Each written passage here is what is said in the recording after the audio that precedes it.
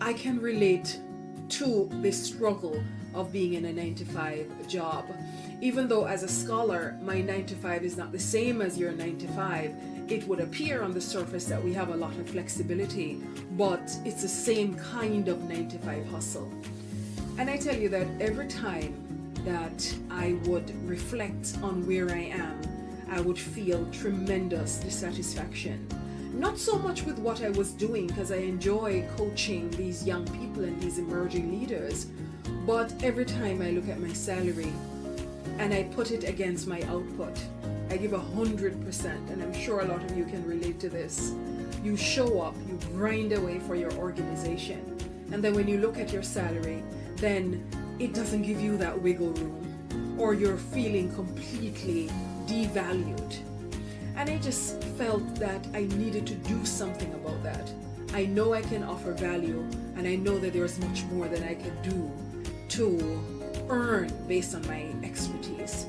And I should have known better, because I grew up in a household in Jamaica with a mother who was a serial entrepreneur.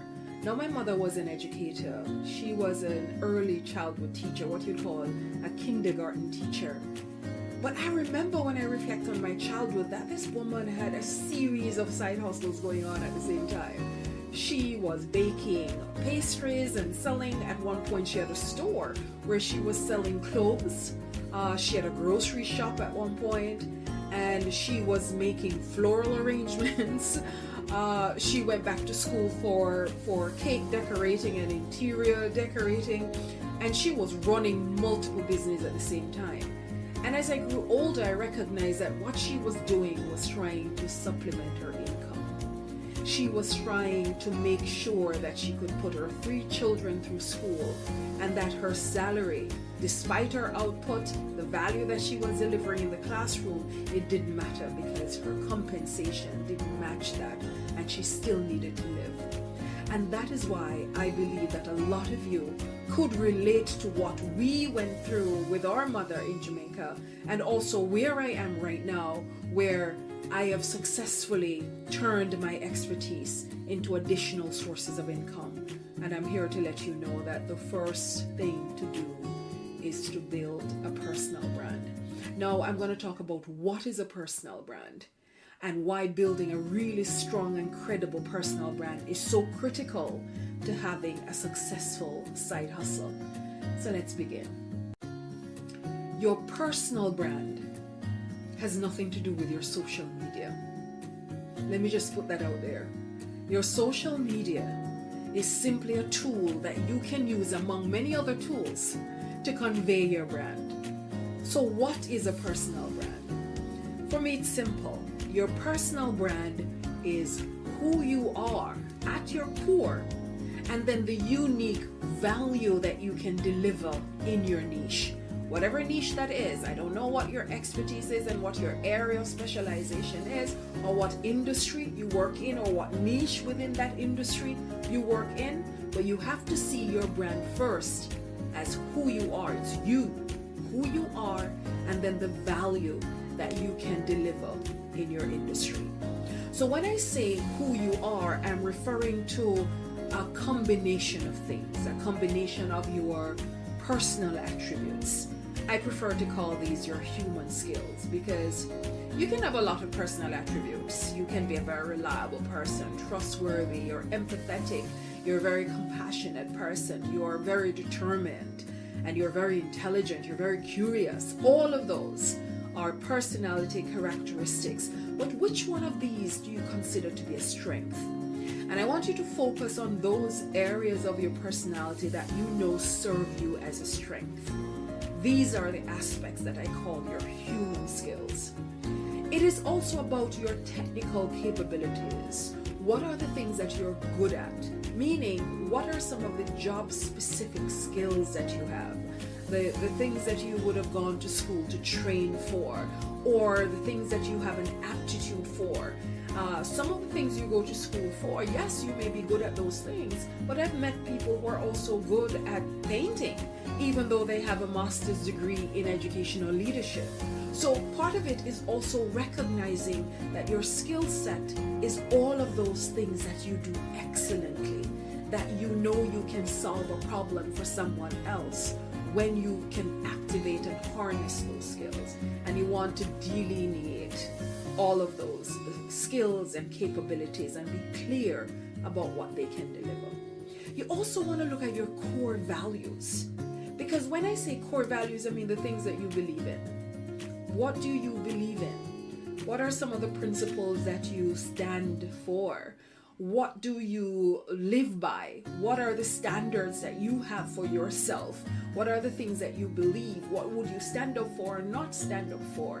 Because we tend to make our most important decisions based on the things that we believe. Now, if you believe in family, you probably wouldn't want to leave your kids and move far away to find a job. You would want to find a job which is close by.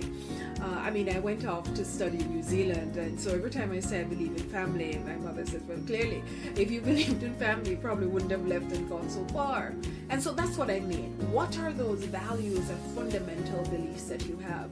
Because believe it or not, you want to choose a side hustle that relates to the thing that you believe in, that you would stand up for, because that's the thing that's going to drive you. Even though during difficult times of running a business, you know what you believe in, you know what you stand for, and that's what's going to keep you going. Also, remember that your core values, people can't see inside of us. So the fundamental belief in what we stand for or principles tend to come from what people see us do in our daily activities. So sometimes our core values it's so unconscious or subconscious. It tends to come across in the decisions that we make, in the things that we do, and what we give voice to. Or sometimes the things that we are silent about tells or clues people in about what our core values are. And you also have to look at your experiences as well. What are some of those professional experiences that you had, or your life experience that you've had, that really shape the way that you act in the world, that shape the decisions that you take, the goals that you have in your life? And it's not just professional experience, I say personal experience as well in your life, because some of you are mothers, some of you have gone through really difficult times, and you've learned a lot of lessons from that. Some of those lessons are golden, and your side hustle may come from mistakes that you've made and the lessons that you may have learned from some of those things. And that is why it's so important to figure out what your own personal brand is before you start a side hustle. Don't just pick it out of a hat. Make sure it's coming from who you are, what you're capable of, from your authentic self, what you believe in, what your personality traits are, so that your side hustle is a true representation of who you are in the world, and you can stand by it even during difficult times. I also believe that your personal brand also lodges itself in the minds of other people, meaning that it's a perception as well, because we can be busy saying all the wonderful things about ourselves, and yet people have a different perception of you. And to make a successful side hustle, your audience have to see you as credible. They have to believe that what you say about yourself and what you believe, that they also believe those things. They also think that you're smart and intelligent and have a lot to offer. And that is why it's also good to have some kind of awareness. Sometimes I'd ask my clients to do kind of a 360 survey.